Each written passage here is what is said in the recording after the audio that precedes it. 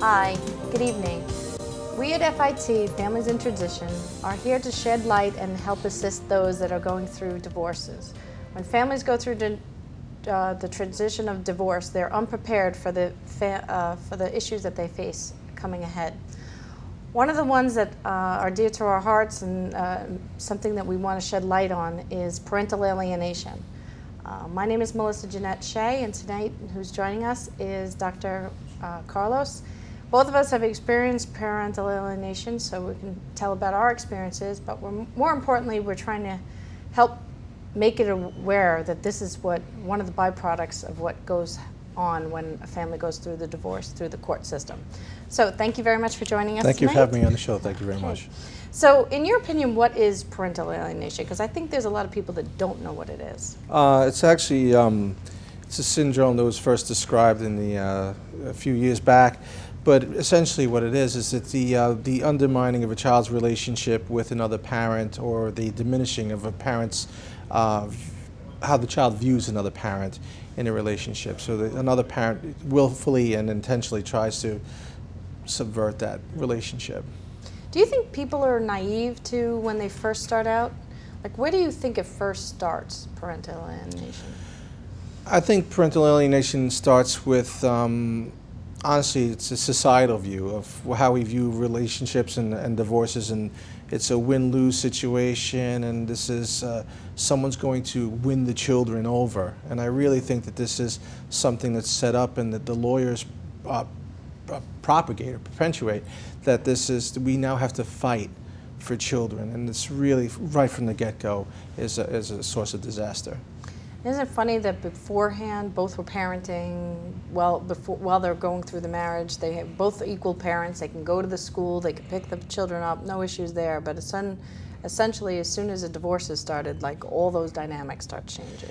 It's a horrible change, because there's a lot of rhetoric that takes place, and I think there's a lot of encouragement behind the scenes to have the other parent viewed in a negative light. And I think that the emotions take over originally, and people don't see down the line the damage that they're doing to their children. And it works under that we're trying to do the best for our children, and actually, no, we're taking very harmful steps.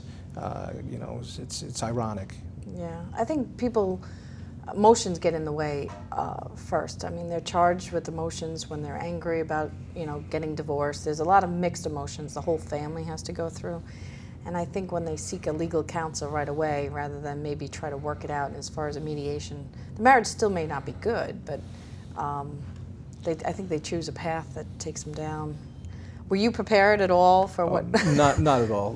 Not even remotely. And I think part of the problem is that you don't expect to be getting divorced in the first place, and now what I'm speaking out about is to let people know what actually happens, because I think we have a lot of misconceptions, and we're kind of trained with antiquated advice. It's almost like watching Leave It to Beaver and thinking that family can actually exist nowadays, or did it even exist back then?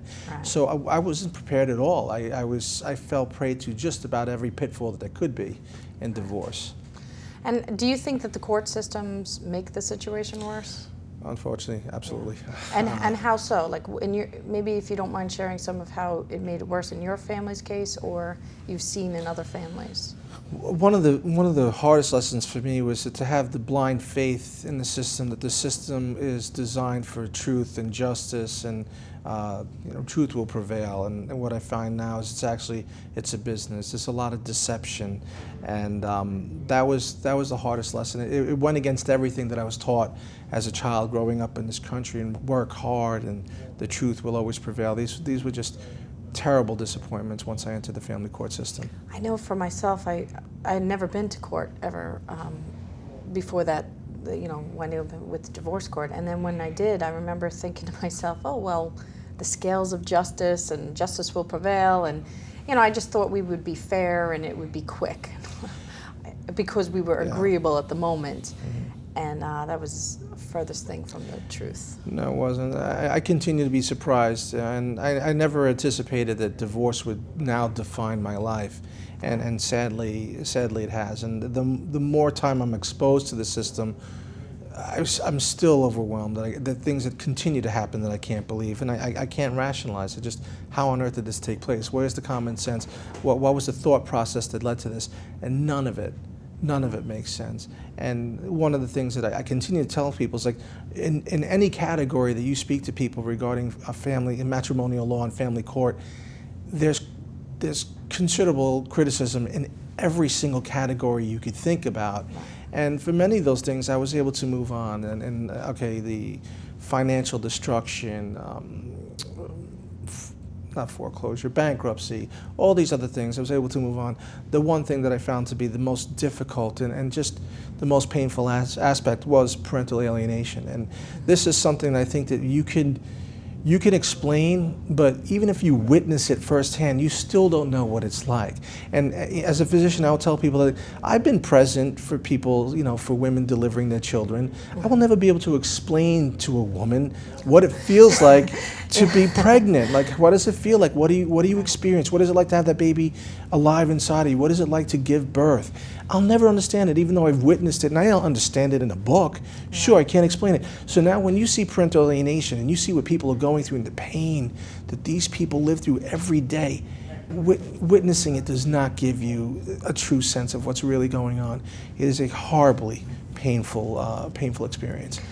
I know we both experienced it. What were some of the most painful things of the alienation that you see? Like, what? For me, it's missing out so much of their life. There's certain moments that you feel more particularly painful about. That's just even hard to put into one answer. Honestly, you feel that you've been denied something, a God-given right. That I will never be able to see my daughter growing, or my son got on the school bus, or the goofy little things that would take place in your home. These are the memories you have. These are the little things that happen day to day, and you're robbed of these things simply by becoming divorced. And my fear now is that I'm reassured all the time that in time they'll realize and they'll see the truth, and whatever negative things they may be hearing now, they will see in times. Like, what happens if in time that doesn't happen? So now I'm deprived of the chance of being a father, to see my children in their own childhood. Now my hopes to be a grandfather and see my grandchildren grow, that very well could be something that I'll never see. And these are things that are being taken from me, and not just from me, they're being taken from mothers everywhere. I hear the stories every day. Mothers and fathers and loving people who want to be there for their children are denied that opportunity. And a lot of these people get lumped into a group of people that choose not to be in a child's life, which I completely don't understand. But you cannot compare a parent that chooses or doesn't take the opportunities to be with the child, and another parent that lives and begs for those choices or those chances and is denied them. Right. That is, to me, horrible. I think the hardest thing I found was when I went to court. I was shocked, absolutely horrified to find out that I had no legal parental rights to my children anymore. I gave birth to them, I raised them, I was there for them, and then to tell me as a mom or a dad, I was shocked he didn't have any legal rights when the custody issue was on the other side. And I think, do you think that needs to be addressed for the start of changing parental alienation? I think that education is a big part of it, and people need to realize, like, the victims need to speak out, and that is the big problem. That they're humiliated, they're distraught, they just want to crawl and shrivel up, and you can't, because people need to know what's happening. And these are the things that I find ironic, that I could be married, I could be a horrible parent and have more rights to my children had I stayed married than if I was divorced. Suddenly everything becomes suspect. And one thing I find interesting is that how many parents do you know that would tell you, or how many people do you know say, when my mother gave me that look, I knew it was to stop. Yeah. That same statement in court would be like, oh my God, this is an unfit person. He should not be near children, or she should not be near children. It's like, in one hand, it's completely common. This was a sign of just discipline and rearing a child. And you take that same example in court, this becomes an unfit parent who should have his children kept from him. Right. It doesn't make sense. People need to look at it and not take things and put them into some kind of category that we could just homogeneously place every example into some kind of bin. There needs to be an awareness that this is a continuum, it's dynamic, and one answer doesn't fit to everything. But above all, common sense should apply. Yeah. And that's really what's missing. I think that's the biggest part missing in the court system. Like even my case, which people look at it and say, how'd that ever happen? You know, same thing with your case. How did it get to that extreme? You know, because common sense is not added in, you know. And when a parent is denied, you know, 200 days of not seeing their child, why is there not consequences? You know, that parent is not being penalized for denying. And of course, you know, just to educate the viewers out there, I think parental alienation tactics are generally, they start off small. Like, you know, they don't come out blazing. You know, they usually start out and say, well, you know, little Johnny said he didn't want to see you today, or he's feeling sick, I'm going to keep him this weekend. And then, you know, what are you going to do? Force a child out of their house when they're sick? So I think I want to alert people to what some of the tactics are that, you know, have you seen some of the tactics or been used in other parents? Unfortunately, yes. And even in my profession, I've seen it, attempts to use the physician or to use me as a tool in this fight. It's like, well, if he's got a cold today, then he can't spend the weekend with his dad, or she shouldn't go to her mom's house because of the sniffles. Like, no, either one of you were perfectly capable of taking care of a sick child. This shouldn't be used as some kind of deceptive technique. And the problem with parental alienation is it's insidious, and there's this subtle hinting and propaganda and brainwashing that's taking place, and negative body language and omissions, body tone. These are all things that, you know, that we can overtly say in court that, well, I never said that, but everything in your body language was saying the exact opposite. Or maybe I didn't say it directly, but it sure was overheard, you know. And these are the things, and what needs to be is like, you know, I look at this and it's truly a form of child abuse, that there should be consequences for it. But at the same time, more than having it punished or legislation for it, people should just be aware. My biggest problem is that, like, you know, look through history and anywhere on the planet that you may have seen that atrocities take place, and no one did anything, no one said anything, no matter where it happened on the globe, to what ethnic group, and then suddenly we look back and say, that was horrible, how did that ever happen? And it happened because people ignored that it was happening. No one spoke about it, there was no notification, there was no education. And now we look back and say, my God, how did that happen? You know, as a Latino, I face little bits of, you know, prejudice here and there, but it's not as overt as, say, if I was Japanese at the onset of World War II, or unfortunately, blacks have had their unfair share of prejudice against them. I've never faced it overtly like that, but it's like, I look back now and I'm horrified. Like, how on earth could have been that, you know, like, my friend, if they were standing right next to me, wouldn't enjoy the same privileges I had. And now this is a form of racism, I feel, that takes place in every day, and we continue to ignore it, and it baffles me. And there's a lot of fathers' rights groups, and I think that they're trying to be more vocal about it, but at the same time, people ignore the women it happens to also.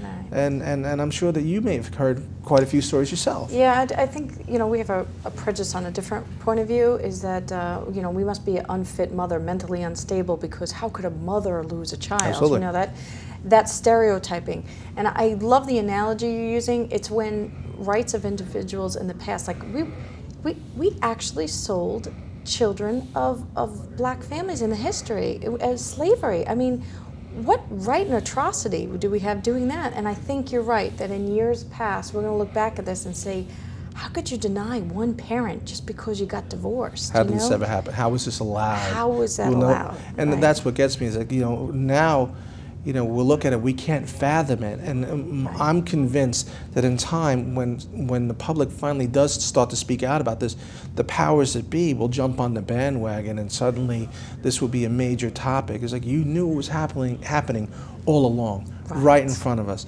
and you ignored it. You ignored it because the victims just couldn't speak. They were too distraught, too hurt. And we can go on and on talking about the pain or the increased suicide rate amongst any parent that's alienated. And even though we're speaking about parental alienation, I fail to highlight the fact that grandparents also are now caught up in this, and they're being denied their right to be with grandchildren. It's like no one owns children. At one point you were in love, you had children together. The children are there to benefit from everyone's love, not to be stolen as possessions from someone else. They don't belong to one person. Everyone should be contributing to them. And that's what really parental alienation does. It throws off the balance of the natural family life, where a child needs to know where they come from, whether it's the good traits of their father or the good traits of their mother, and their grandparents, aunts, uncles. I know my aunts and uncles, it was difficult for a period of time. I mean, fortunately, I'm working on trying to establish a relationship a little bit with the ex, so that for the benefit of the children. But those are real hard issues to come over. And I think if we could get some legislative people to open their eyes to see that, just that equal rights for parents will go a long way to not viewing them as a possession. I think it's all about control, really. Sadly, it is. Yeah. And the other thing is we're waiting for legislation, and we're too far behind. There's so much more urgency than to wait for legislation. And my goal is to make people aware, to let them know, and to have society start changing. I hope that the legislation catches up, but really we need to raise awareness.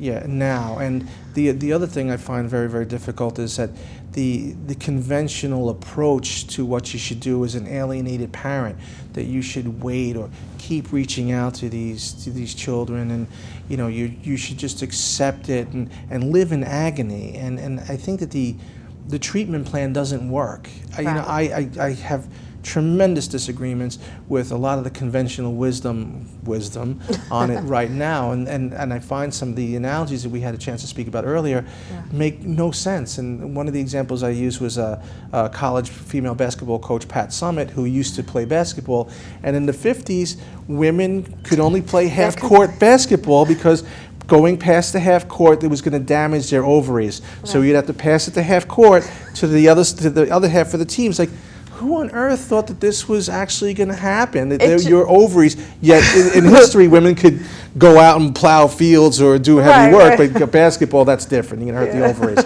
So it just shows the limited thinking of society at times. But that was the mentality then. These were the experts telling you what to do then. And then you go forward and you look at children that were raised like, children should be allowed to express themselves and openly, and openly express this, and you can't have a logical conversation with a 5-year-old. For the most part, you have to guide them with love, but then you also have to teach them that there's right and wrongs, and this is the way it's going to go, and you may not understand this now, but this is the way we have to deal with this. And another example that I had spoken about in the past was that treatment plans changed. Years ago, if someone was recovering from an injury, well, you need time to heal and get some rest and sit. And now what do you see? You see that, all right, let's get up, let's move on, let's get out of bed. This is actually what's going to accelerate your healing progress or healing process. So I don't know at this point in time what is the right answer as far as what to do, because there's so many differences with how the child responds to being alienated, how a parent responds. What I do know at this point in time is I am seeing firsthand, and now I have people coming to me that they're just distraught, that the alienation process is the worst thing that they've ever faced in their life, and they live each day in agony, being deprived of their children, being deprived of memories, and it's painful. And I think it's not a good plan to tell these people, wait. I think we need to learn to start the healing, to move on, and to help encourage a growth process on both sides, for the child that has been alienated, for the parent that has been alienated, and also an acknowledgement by the parent that is the alienator. This needs to stop. This is causing a tremendous amount of damage everywhere. And that, I certainly hope, is all of our wishes, that the people open their eyes, especially the parents, both parents, because they realize that they have to work together.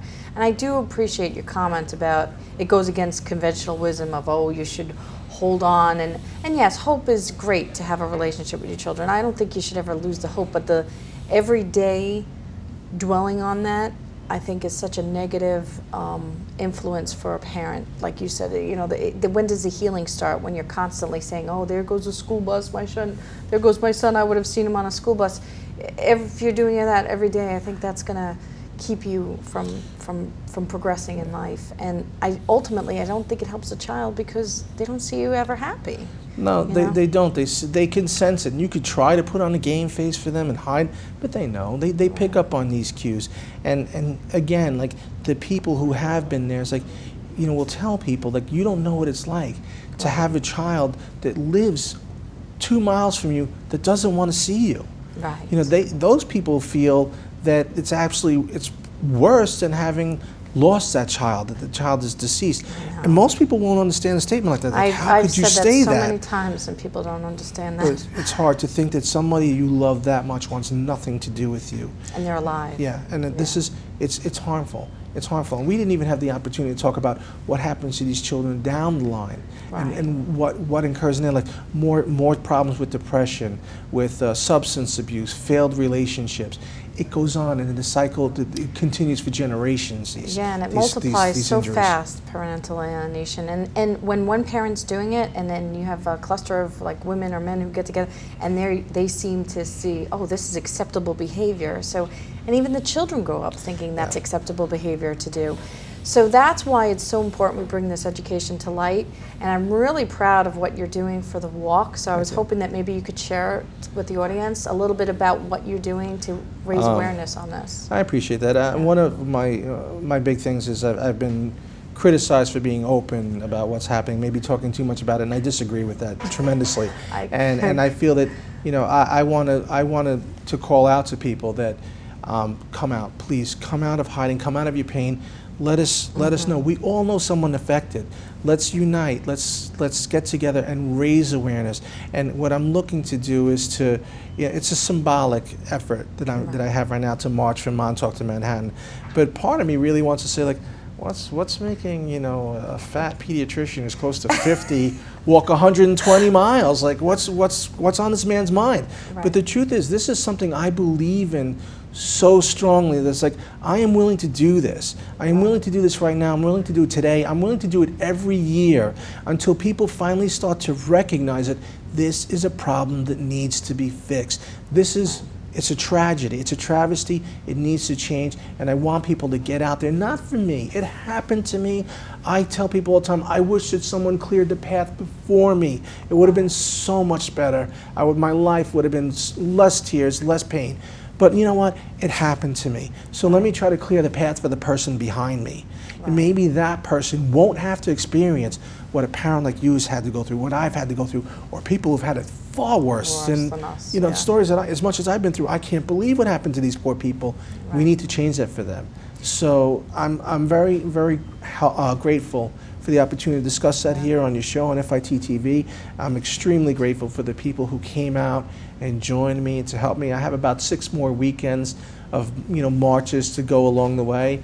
I'm having fun, so well, it's a good and thing. If anybody would like to participate, Dr. Carlos is walking each of the weekends starting after Father's Day weekend, so that would be June 27th and 28th, and you'll be going out to Montauk. You can look him up on Facebook and you can find out where he's walking to. It's to help bring awareness to parental alienation, for the education that we all need to change our mindset on how we view divorce and the divorce culture that's going on today. Remember, parental alienation is abusive to children. It's very subliminal, but the wounds are just as devastating, if not more. So please come and join Dr. Carlos as he does his walk. We thank you for joining us on FIT, Families in Tradition, where we try to shed light on the divorce issues that are facing families today.